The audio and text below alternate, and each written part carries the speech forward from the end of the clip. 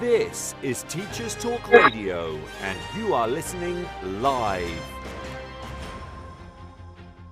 Good morning and welcome to the Monday Morning Break with me, Marie. This morning I'm going to be joined by Carl, who's on Twitter as a short sentence one, and we're going to talk about mental health and gambling.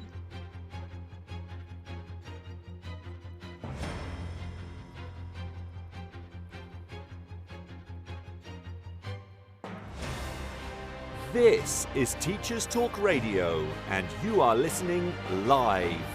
Tune in live at ttradio.org, or to join in the conversation, download the Podbean app and search Teachers Talk Radio. Follow the hashtag TTRadio.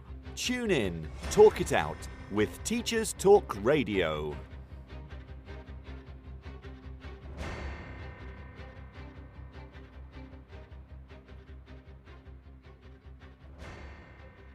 Good morning and happy Monday morning, everyone. Carl, have you joined the show? Hello, can you hear me okay, Marie? Yes, thank you. Always a relief when I get the guests connected. Yeah. Okay. Yay, brilliant. Oh, thank you so much. Firstly, thank you for joining us. I've been really looking forward to this show because we followed each other on Twitter for quite a while, and you've just got so much to say and so much to share to help people. So I've been really looking forward to this. So welcome. Well, thank you, Frank. Thank you for the invite, and thank you for having me on.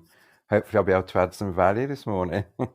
I'm sure you will. So let's get started. So your bio, so your experiences. So you were firstly a primary teacher, and then you went on to teach in an SEN school for 13 years, I think. Yeah, that's correct. Yeah. And in that time, you were a team leader for the secondary department. You gained your graduate diploma in professional development, and you were focusing on learning difficulties.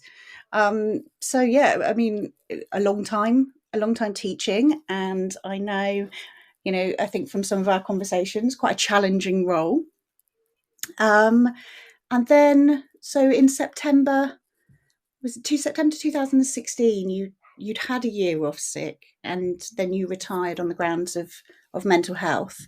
Are you happy to tell us a bit about that, and then sort of about your story after that?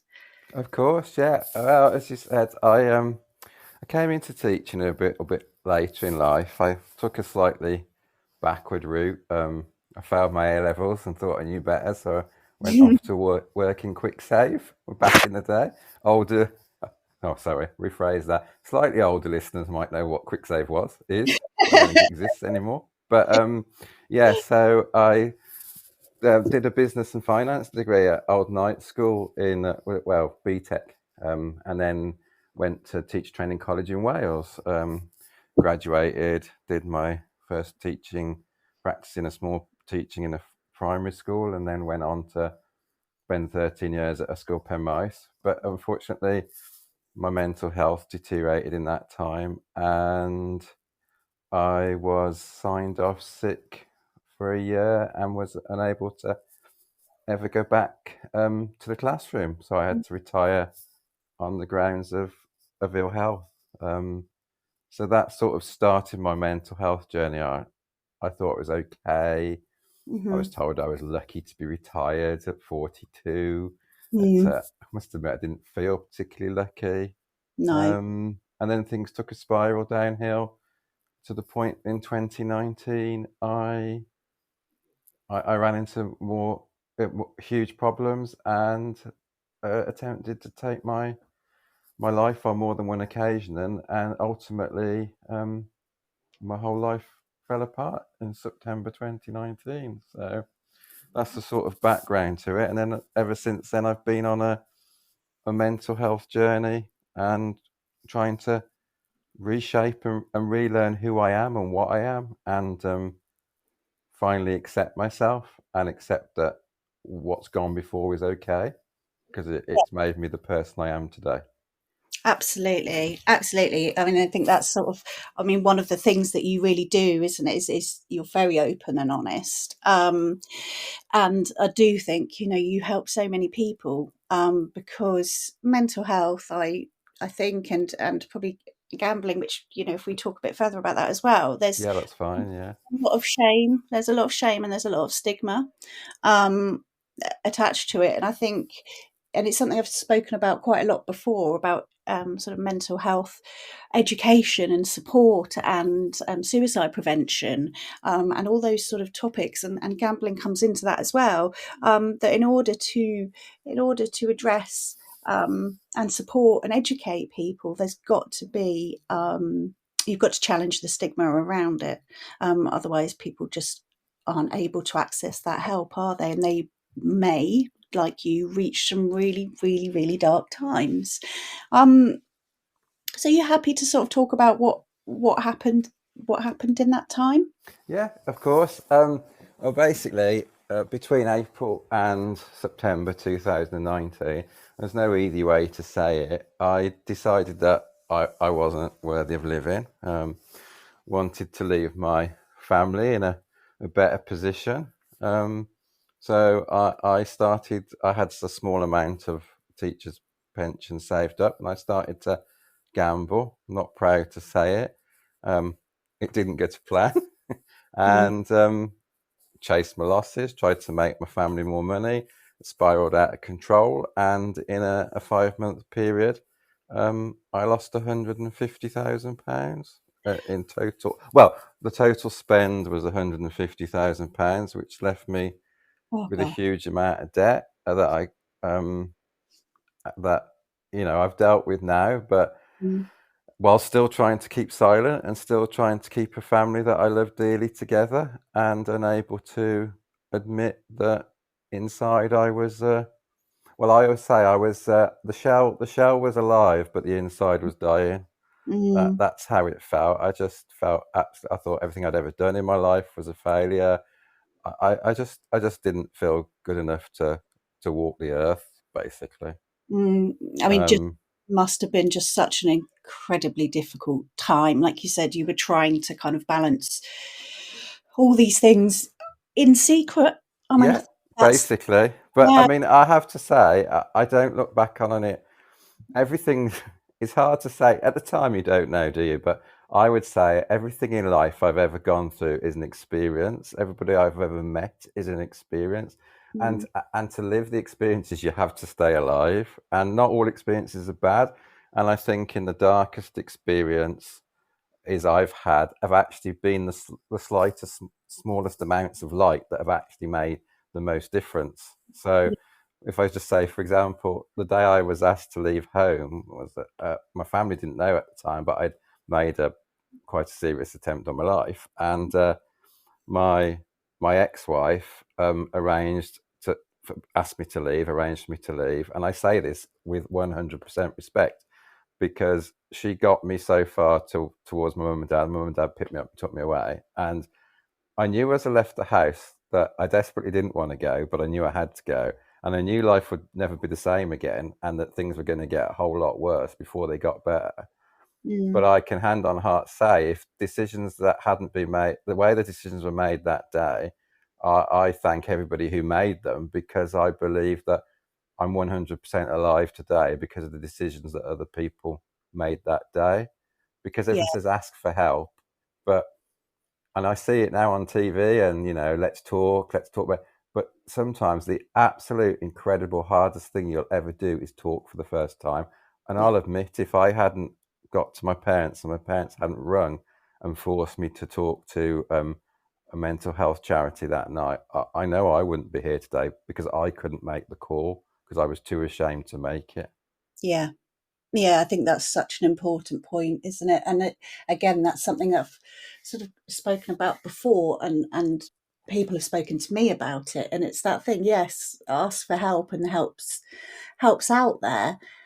But actually, you're actually asking somebody to ask for help who doesn't want help. But if they've reached that point and potentially don't want the help or don't know how. No, I agree. You get to that point, as people have. I mean, I try to be as open and honest, because I know I've spoken to people who've sadly and unfortunately lost people to suicide, and I do try and drive a better understanding of Yeah. suicide prevention and stuff.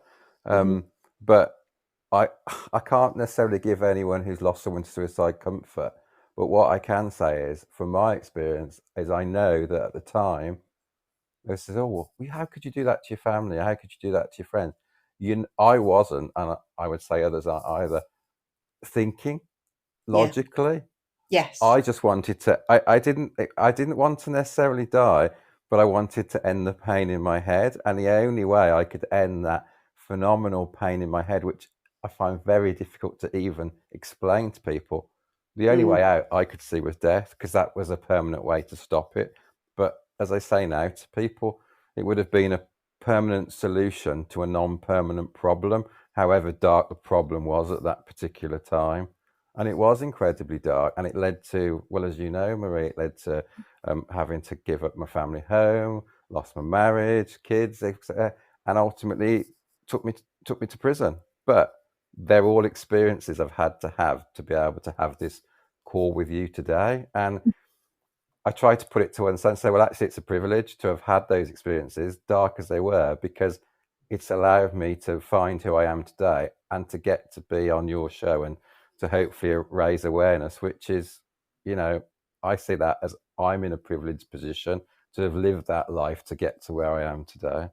And you do an incredible job of raising awareness and speaking, and and you do all sorts, don't you, now? So one of the things that you do as well, you're a volunteer mentor, aren't you? Yes, once I left prison in 2022, sounds ages ago.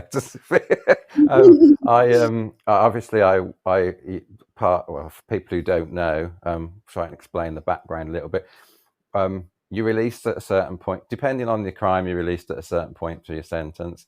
I was very lucky. I would have been released at my halfway point, but I was able to come out a little bit earlier because I was released on tag. So I was monitored under curfew and stuff because my behaviour had been good in prison and Mhm. various things. I was not seen as a particular. I was seen, funny enough, on release, I was more of a risk to myself, I think, than I Yeah. was to anybody else. But that's beside the point. Then you spend so long under probation till your actual other half of your sentence, in my case, is finished. So I'm still supported by probation now. But my probation officer, who's amazing, saw at a certain point an opportunity and recommended me to a company called Ingeus. Mm. And from that, I had an interview with an amazing lady called Jade, who decided that I was the right kind of candidate to do some to train as a volunteer peer mentor with them, so that I can hopefully use my experiences to guide others who are in the system, not necessarily in the system because they've been sent to prison. People can meet probation because they're on suspended sentences, whatever, but Mm. also to support people on release because, I mean, I was only away. I say only. You can't. I say to my family, you can't rate anybody's sentence on length of time because it's their own personal battle to get through. Yeah. But I know even in 12 months how much the world changed and how vulnerable I felt coming out.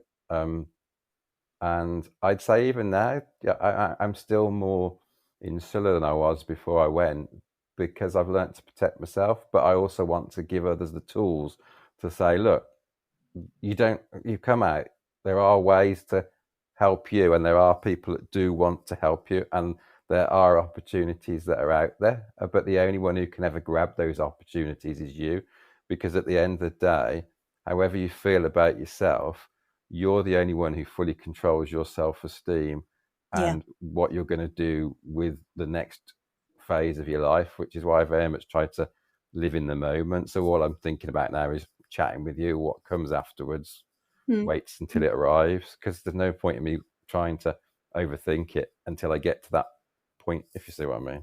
I do, and I think that's just something. Gosh, I know if I could learn that, that would be incredible. But I know it would make a difference to me, and I think it would make a difference to a lot of people listening as well. If you can just, your lessons in that, like just living in that moment. It takes a lot. I mean, I can't say I'm perfect at it by a long way, and I probably never will be, because I think I'll always be in recovery, and I think life is a journey.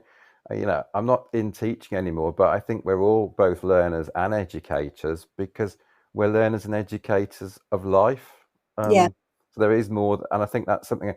When my teaching career finished, I was absolutely devastated. I thought, well, that was the only thing I was actually any good at. But I've realised through support and professionals I've worked with that education in the classroom is an incredibly small part of education.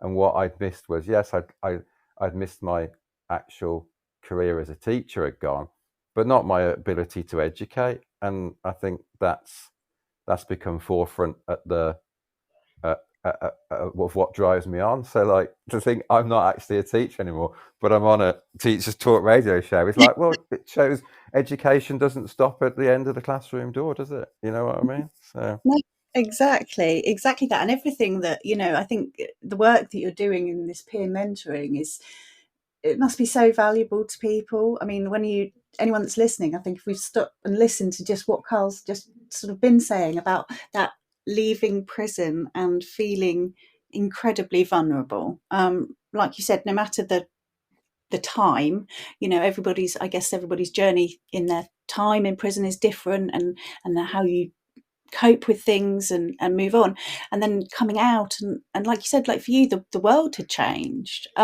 which I guess is something that a lot of people would face. So the world's changed, and there must be a big impact on you in terms of sort of worrying about recovery and support and coming back out into the world. So I imagine that for you to mentor other people at whatever stage of probation must be so valuable, because they know that you're not somebody who's just sort of that you've gone through these experiences, these lived experiences, and you can yes, really tell them about it. yeah. Which I think that just That's I mean, something actually my friend, my friend Jade, who's my team leader, peer mentor, said, she said, we see the individual, and they're very good company at doing that, because what they're actually saying is, for want of a better way of putting it, you're the one, Carl, that's actually been in prison. You're yeah, the one that knew how it was to walk through the gate 12 months later. So you're the right person to offer the lived experience to somebody else. So they actually see the value in your worst parts, which yeah, for me actually doesn't validate what I did, and never will, but it validates the fact that I got through, and I can use the worst parts of me to help, hopefully, others, because there's always things we change in our lives. But as I said, we can't unwrite what's already been written. We can't write the future, because to my knowledge, none of us have got a crystal ball.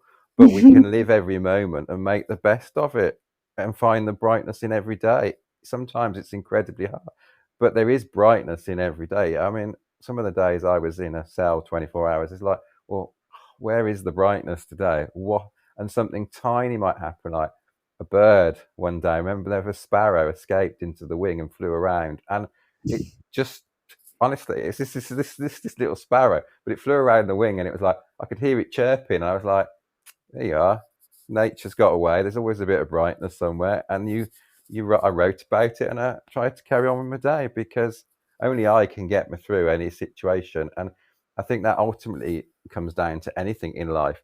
We can all be offered support. We all need a bit of support sometimes. We all need a pat on the back, but it's up to us as individuals to make the best of that pat on the back, and at least always look forward, even if you're not moving forward. yeah. I'm just going to say, quite emotional actually hearing you speak like that. Like, when just to imagine that moment when you said somebody, Jade, has seen you and has seen and knows the very sort of darkest and perhaps the Yes. worst things. She sees the individual. She Yeah, sees, somebody said in prison once, she sees So you see the individual, not the crime. Yeah.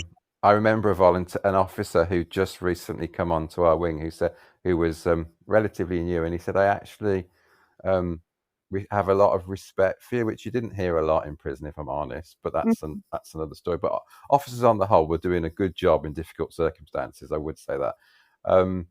But he said to us, I actually I got a lot of time and respect for how you conduct yourself, because he said, not everyone is in here because they're most people aren't in there because they're humanely bad.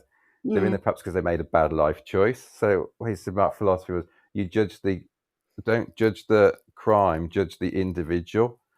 The punishment aspect is you're in prison. The start of prison is supposed to be the start of your rehabilitation. Otherwise, you might as well just throw the key away and lock me up, mightn't you? If I'm never going to get another chance. Just see what I'm getting at? Yeah, absolutely, absolutely, and it's very human, isn't it? Yes, it needs to be, because we are all human at the end of the day. And I'm not saying I own my mistakes. I'm not looking for an excuse. I know what I did was wrong. I held my hand up for it, and I think it's coming to that point where you can accept, and that's the hard part. Is for me to say, yeah, okay, I did that. I accept that. I'll regret it forever, but for me to move forward, and I think this is a key lesson for anyone in life, to move forward, you can't carry the guilt for a mistake you've made forever, whatever it might be. If you carry the guilt, you cannot accept yourself to be able to move forward. So I say, I regret what I did every day, but I try not to feel guilty for it anymore, because if I kept feeling guilty, I wouldn't have done the things I've done in the last 12 months that I think are worthy of doing and celebrating, because that's now where I'm at. Yeah, but and I think just thinking about that link kind of with mental health, and and then what happened, and then further impact on your mental health, to have someone to help you develop your self-worth in that way must have been a pivotal point, to take that, because otherwise potentially you would have just ended up back how you felt. Yes, I mean, I think we all know if we're having, I'd say, low day. We all know we have ups and downs, don't we, in life? Self-esteem can drive, but as you said, you need someone to see. It's not saying, oh, I've suddenly found good self-esteem about myself and I'm fine and I've got this iron cloak on and no one can get anywhere near me.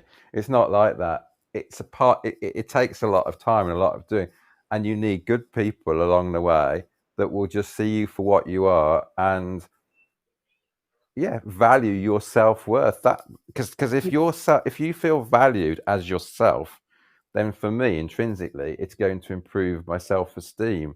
Because it's like when my book came out, I thought, oh, it might sell a couple of copies. My mum and dad are bound to buy it, hopefully.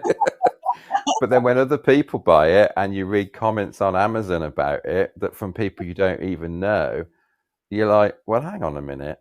They didn't have to spend their money on it. They didn't have to write that comment. So you almost have to accept that you're adding value, because they're the people that really can see the value, because they don't actually perhaps know you well. That's how I work it in my head. It's a lot of it comes down to psychology of the mind. And I'm not always on a level like I am today. I don't always know how I'm going to wake up in the morning. As you know, a couple of weeks ago, I broke my leg, and that first week of that was, everything felt like it was going wrong. But you have to try and pull back and see the small wins in the day, and somebody else might not see the size of the win, but the size of the win is irrelevant because it's a win for you. So I'm not gonna win Wimbledon, but if I've managed to walk around the block, that's as big for me as it is for somebody winning a tennis championship, because that's my win. No one can take that away from me, ever. Yeah, absolutely. I mean, and talking about sort of coping, I mean, you have, as well as everything else, like you said a couple of weeks ago, you're minimizing it, aren't you? You broke your leg. You spectacularly broke. I mean, at least it wasn't caught on camera. True. Sorry. So And again, that thing I feel like I know you have a lot of strategies, like looking after your mental health.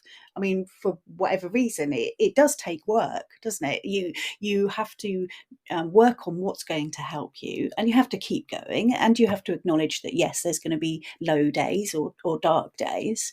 But again, your outlook, I just admire so much, because one of your strategies I know was was walking, wasn't it? And Yes, I do um, like to walk. you like Walk to, and take photos, yeah. yeah, and then all of a sudden, that you didn't. Well, you don't have that for a while, but you will. No, I'm enjoying everybody else's photos on Twitter though. So I am, or should I say X or whatever it's called these days. So you do realise that like social communities like that also have value. Yeah. I live on my own, so my best two friends I've known the longest live a long way away. Mm. So I don't see many people very often. So you can learn to use, like, certain people post photos that I like, and you have to sort of say, right, okay, I can't go out, but other people can go out for me. So why not enjoy the photos they're taking for a bit? Yeah. Again, just so your outlook is so admirable. I want to, thank you for everything you've spoken about so That's far. okay. I think we'll have a short break for the news, but then after that, I think it'll be really good. I'd love to talk more about how we can bring in sort of gambling awareness Definitely. support to schools and in education, alongside sort of mental health as well. So yeah, really look forward to talking to you about that. Anyone that's listening, if you've got any questions, or you want to ask Carl anything, I know you'd be happy with that, wouldn't you, Carl? Absolutely. If I can't answer it, I won't, but I will give anything a go. It's because I think life experiences help each other at the end of the day. So, once you feel able to talk, it's worth sharing your journey, because the slightest thing might help another individual. And I know that's the case for me when people have shared things with me. So, yeah, if anyone's got any questions, send them in, or however you do it. Yeah, brilliant. All right. Okay, here we go. It's time for a fresh start to language learning. Pearson EdXL's new student-centred French, German and Spanish 2024 GCSEs cater to the needs of all learners, regardless of their background, ability or reason for studying. Rooted in learned language knowledge, their assessments are transparent and accessible, allowing all students to showcase their language skills. Through inclusive and relatable content, the new Pearson EdXL MFL GCSEs build a shared cultural capital that helps students develop an understanding of and appreciation for the wider world. Find out more at go.pearson.com/MFL GCSE 24. This is Teachers Talk Radio, and this is Teachers Talk Radio News.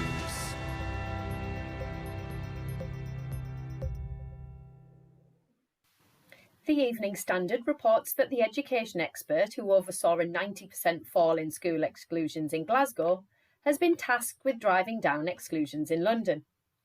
Maureen McKenna is a former Director of Education at Glasgow City Council and has been hired as a consultant by London's Violence Reduction Unit, the VRU, with the goal of boosting inclusive education. According to the paper, McKenna's work saw fixed-term exclusions drop by 90% over 14 years, which also coincided with a 50% reduction in violence.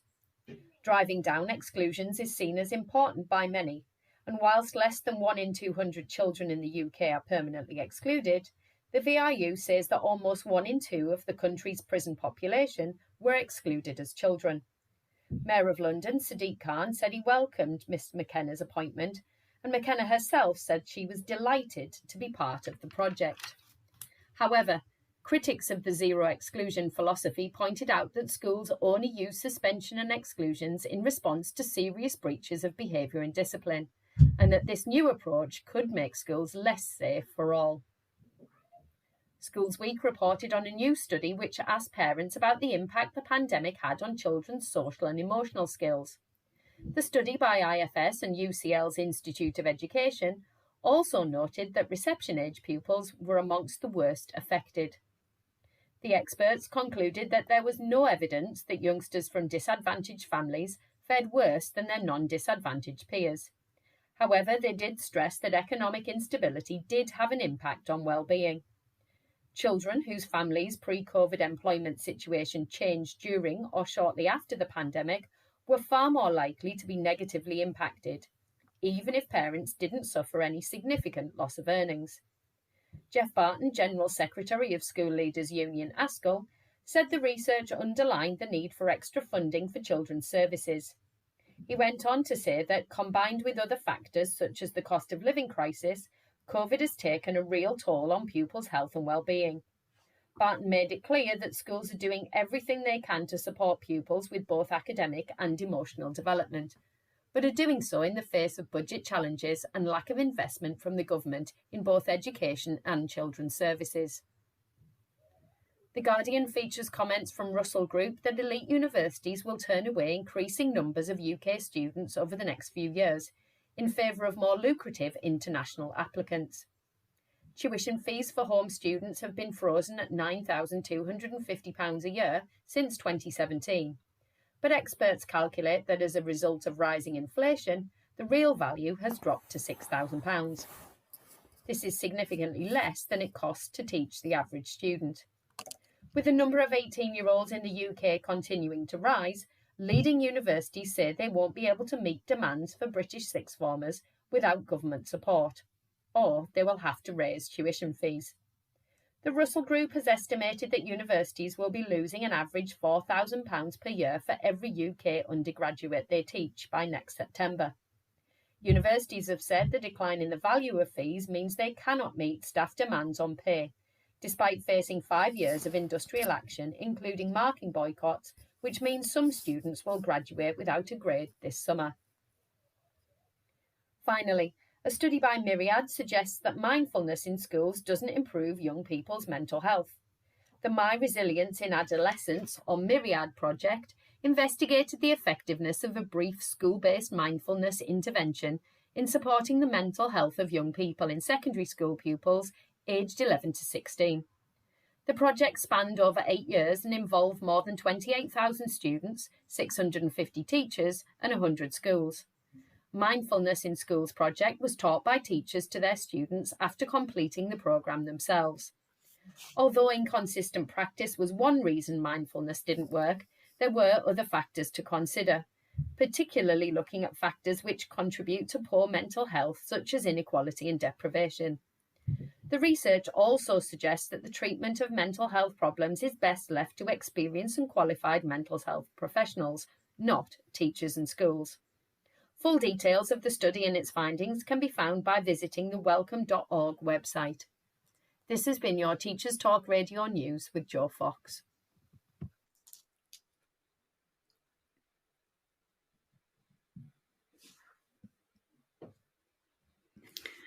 So, welcome back. I was waiting for my 2-minute tech. And me. I know.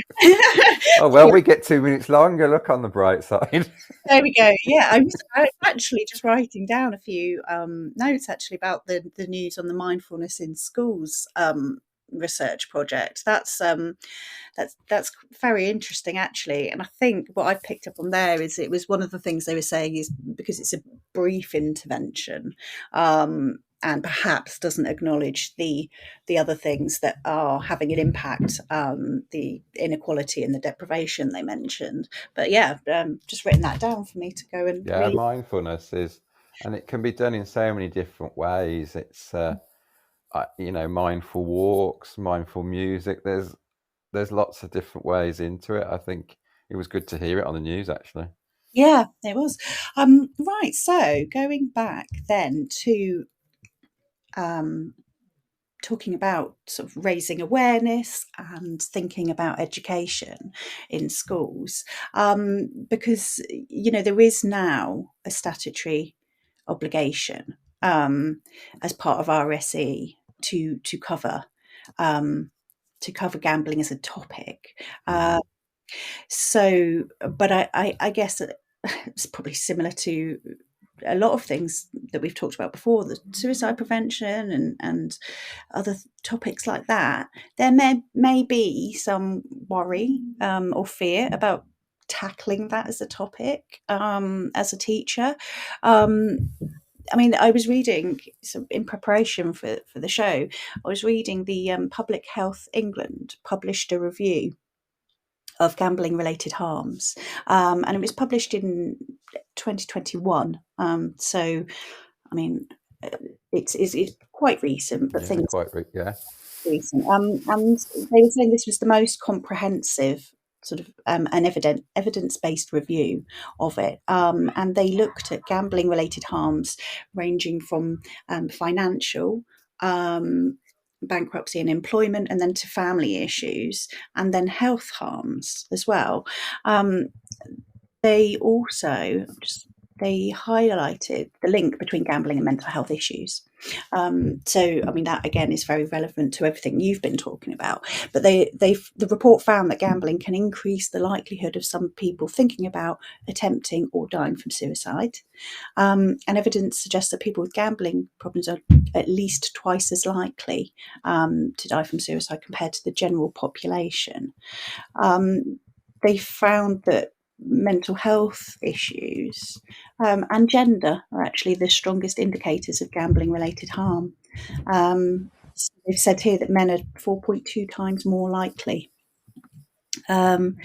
So, I mean, all of this report, the conclusion at the end is saying the evidence is clear. Harmful gambling is a public health issue and needs addressing on many fronts, with the emphasis on preventing the harms from occurring, as well as help being readily accessible for those directly and indirectly affected. But I think, and obviously from our point of view, it does need to be included in education, very much so, to talk openly, and it's another area to reduce the stigma, isn't it? I think. Yes, I mean, listening to those, what you've just read back, actually, it really gets to me, because I can't disagree with any of it, and I feel a lot of those descriptions fit me.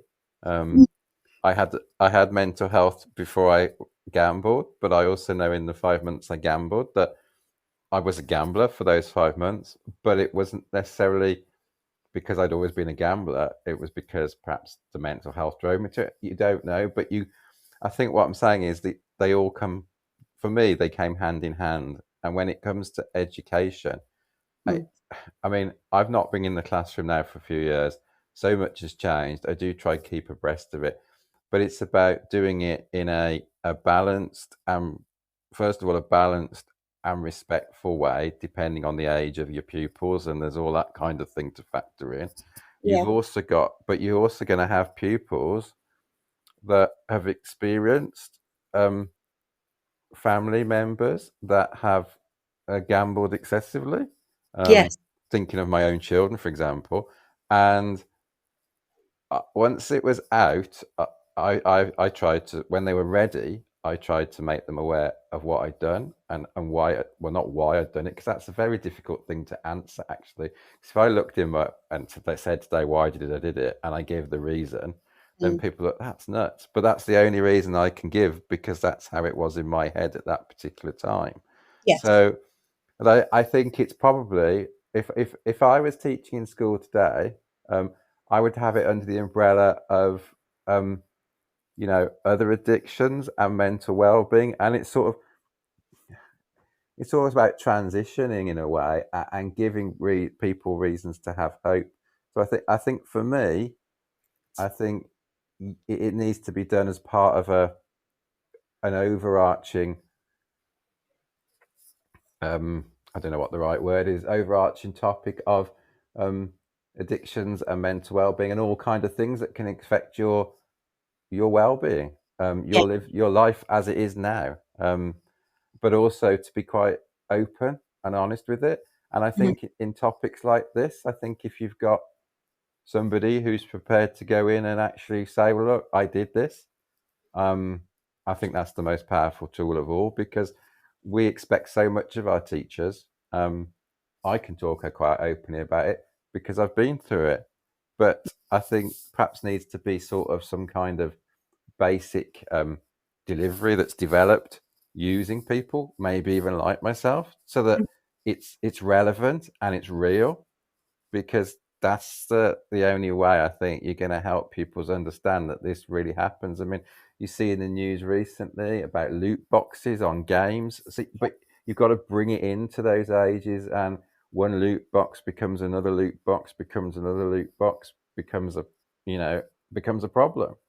So kids are exposed to it from a very early age with adverts and all the rest of it.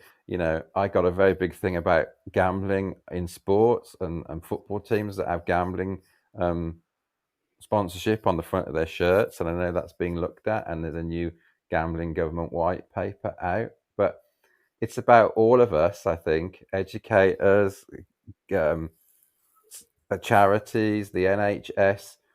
As you said, it is a health problem, but we need a joined up approach to how we are going to tackle it, because with everything we've been through with COVID and all kinds of things like that, I think the next, personally, and people can challenge me on this, I think the biggest future epidemic or pandemic that this country is facing is dealing with how the next generation cope with the mental scars they're carrying from the last few years. And I think it's imperative that we talk about it openly now, to give them the tools to be able to move forward with their lives. Yeah, I totally agree, and I think that the joined up approach, like you're saying, that is key. So it's not just a standalone. No, because there isn't necessarily in different schools. There isn't a necessarily one size fits all. But if there was some guidance about, I mean, I don't know what an individual school would feel they could cover in addiction today, but I also know that how I do it with my 16-year-old children with additional learning needs would be very difficult to how I'd necessarily address it to a class of 8 or 9-year-olds, when that a couple of them might be spending more on the Xbox loot boxes than they should be, for example. But there is always a way in. It's just the question of looking for the way in, looking for the chink, and explaining it at that level. Definitely. But like you said as well, that awareness, that sensitivity, that actually in that class, like you said, you might have a student whose family has gone through it. Exactly. One of their family members. I would say, I mean, I don't know the figures, but I would say there were probably, and I probably, looking back on it now, without realizing, would have had in my time as a teacher students in my class that would have experienced what my children have now experienced, but it wasn't necessarily talked about, because stigma of gambling, stigma of so many different things is like, and male stigmas. And interesting, in your report, 4 times more likely. I know that male suicide is one of the highest, I think, isn't it the highest cause of death in it is male men under the age of either 35 or 45 now, I believe. But so we are playing catch up, and men are different. Men and women are different, obviously. We are playing catch up with trying to make sure that men know that it's okay to be vulnerable.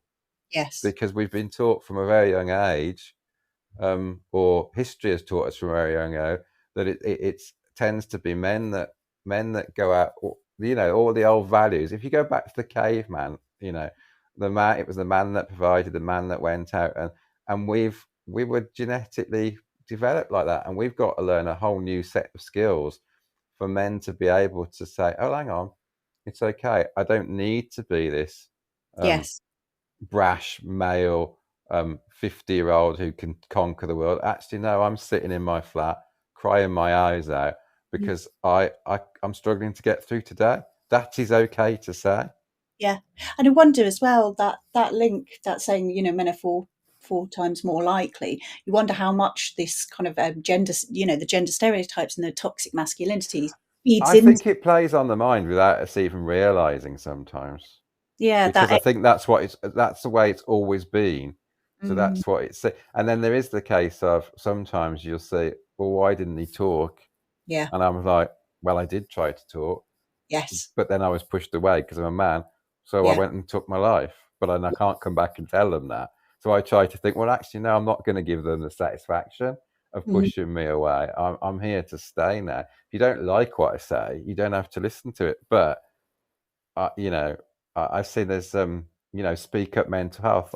I was on a podcast with Lloyd Stone, and he's doing some great work mental Yeah. health wise with schools in Wales. And I'd urge anyone to follow the website and get Lloyd into your schools if you can, because what he's doing with year 9 boys is absolutely incredible. And Yeah. we need to hit it early, Yeah. because there's no point saying, oh, he's 11, he doesn't know what a gang is. Times have changed. It's not Yeah. like it was when I was growing up. Exactly. Yeah, I've got going back to the gambling, and we were talking about the difference in ages, and you've mentioned loot boxes as well. Yeah. We've got the latest research on young people is saying that 11% of 11 to 16-year-olds had spent their own money in gambling in Yeah. past I can week. believe that. I'm not surprised. I'm As surprised it's well. not higher, actually. And I think if we don't look at it, it will only increase, sadly, Yeah.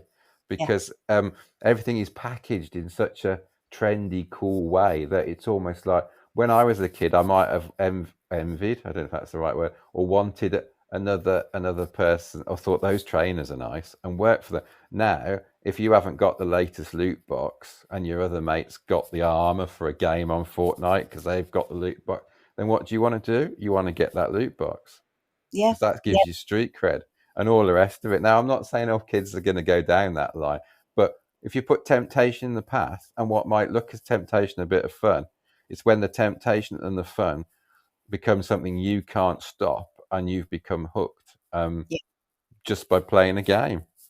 Yeah, exactly. Yeah, they're saying 93% of 10 to 16-year-olds are playing online games. Yeah.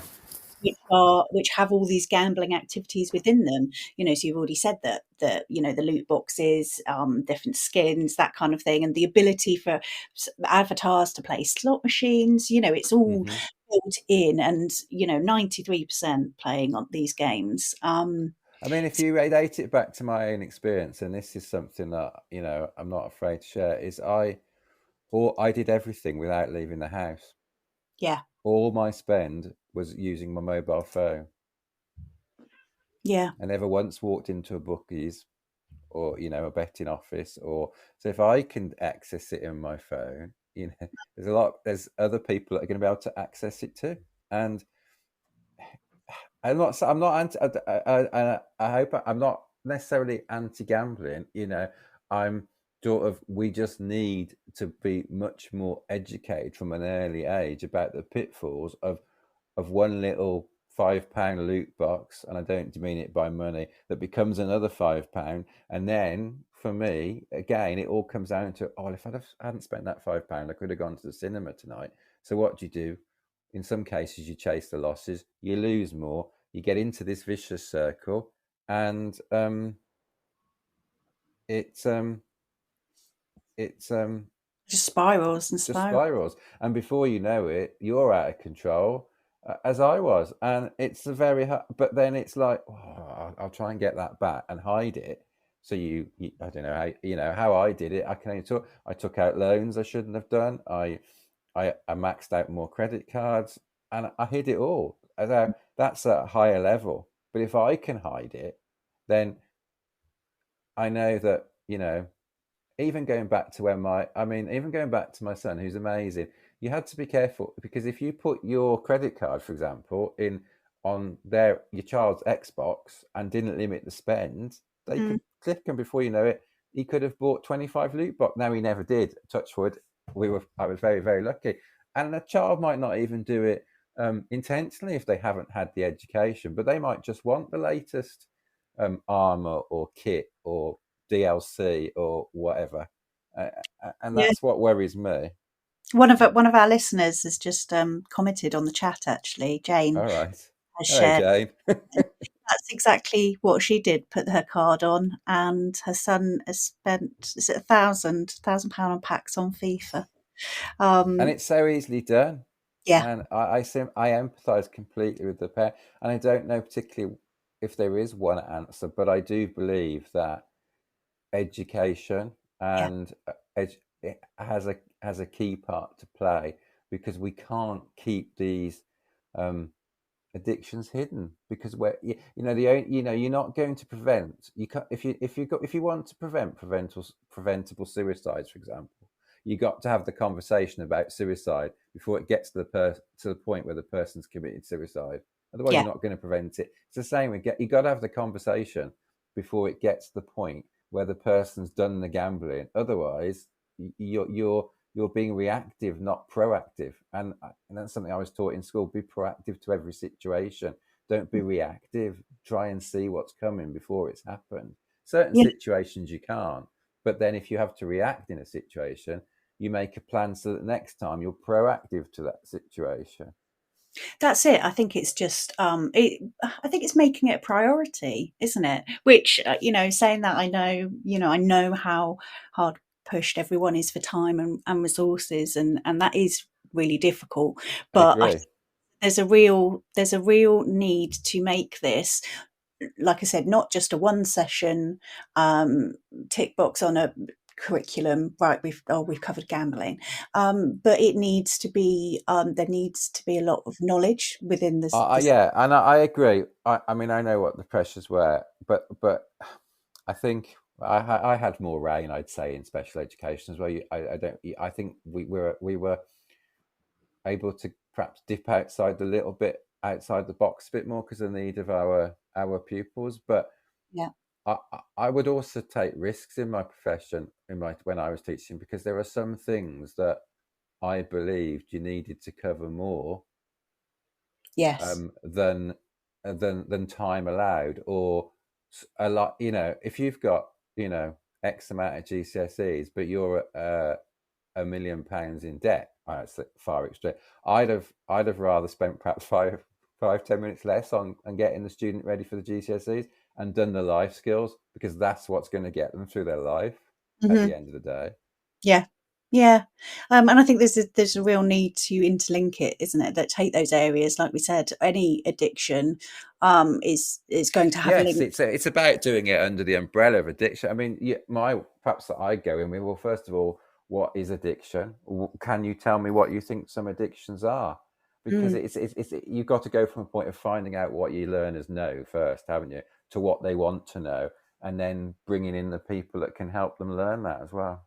That's such a good point as well, starting with their baseline. So checking them. Definitely. I mean, that's what I would do what I mean, it's amazing.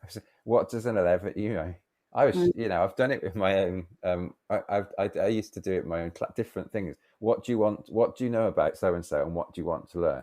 And some of what they know is like, oh my gosh, I really didn't think you'd know that. But that's really good now that I know you know it, because we can take the conversation on to the next step. And then I think the counter, isn't it? The other side of it is, when I've done education with young people on healthy relationships, for example, Yes. or unhealthy relationships, there can be a very worrying lack of knowledge, or Yes. things being Yeah. It can open it up to the two extremes almost, can't it? That some people are almost overly aware, but on the other side of it, some pupils are incredibly vulnerable, and then you have to pitch it to meet the needs of all. Yes, exactly. I mean, one of the PSHE associations done some reports and one-page sort of headers of gambling awareness, and there's some very interesting things in there. And it was saying there's 9 items of the definitions, and they are preoccupation, tolerance, withdrawal, loss of control, escape, chasing, lying, illegal acts, risked relationships, and apparently if a young person is kind of going through 4 of those, they're classed as a problem gambler. Yeah. So they've got these definitions of saying problem gambling, Yeah. non-problem gambling, which is also called sort of responsible gambling. Yeah. And then at the middle, they've got this at risk gambling, which I mean, I think from my point of view, I agree with you there, because I mean, everybody starts out perhaps as, I don't know, as a responsible gambler. You might have a flutter on the Grand National. Some people might be completely anti it. I'm not here to make a judgment on anybody, but No. you can suddenly think, oh, I quite like that. I'll do it again. Then I'll do it again. So you might still be in control, but you're teetering from responsible to maybe a little bit at risk. And then perhaps you've won a lot and you lose a bit, and then you go and it can very quickly go from responsible to at risk to Yes. problem. I mean, Yeah. I started on Mother's Day in 2019, and by the end of August that same year, I'd gone from not gambling a penny to a total spend of £150,000. I mean, that's £30,000 in a month. I'm not proud to say it, and that's based on me bringing in personally at that time just my teacher's pension, which opens up another question of how it could happen and all the rest of it. But that's not for today's show.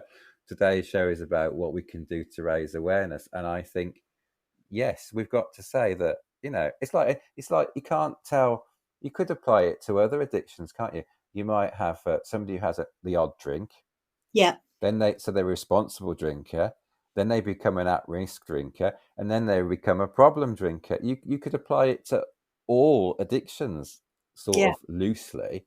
Yeah. But it's how we help and support the people that go from responsible to at-risk before they go from at-risk to problem. Yeah. Cutting it off at the source almost. Exactly. I mean, it's very similar to the conversation we had the other day about de-escalation, isn't it? I mean, you're talking about de-escalating possible issues with addiction. It's like anything, is it? 95% of the issue is de-escalating it before it becomes. Well, we were talking about physical intervention, weren't we? 95% of dealing with the problem is the de-escalating, so that you only have the 5% physical intervention. If we had 95% success rate in, or 95% of what we could do to prevent gambling or anything else was done before we got to the 5%, wouldn't amazing. Surely that's something to buy into. Oh God, totally. I think that's a really powerful thought, actually, of how that can happen. And we've only got a couple of minutes left. I knew this would happen. I can't believe he's got so quick, actually. I hope I haven't talked too much. Oh my God, no, you really haven't, but I did know this would happen. I said to you, didn't I? We'll have to come back. But just a couple of points to finish. I mean, one of the things that struck me as we've been talking is the importance that this support and this lack of shame and stigma is also extended to staff. Definitely. I mean, I think you have to have a 100% inclusive environment. Yeah. And my first head in special education said the strength of the school is its team, not its leader. Yes. And I agree, but you also need a leader that sees the strengths of the team. We were very inclusive, and it was all about sharing, and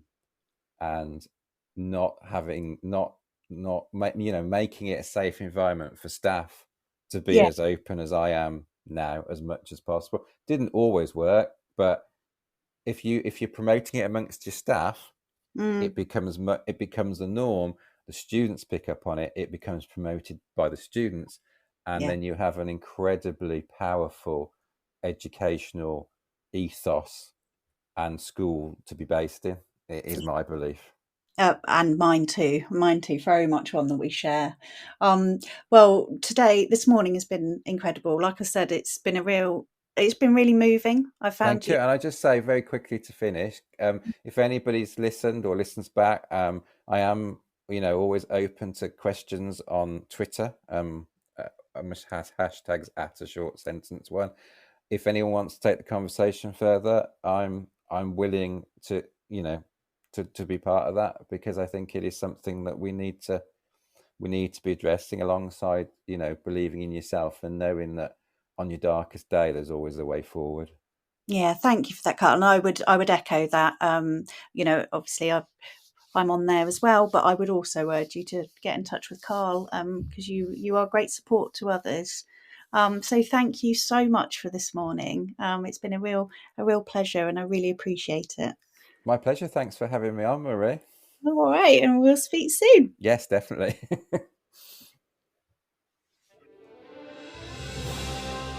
You've been listening to Teachers Talk Radio. Tune in live and listen back at ttradio.org. We look forward to hearing from you next time on Teachers Talk Radio.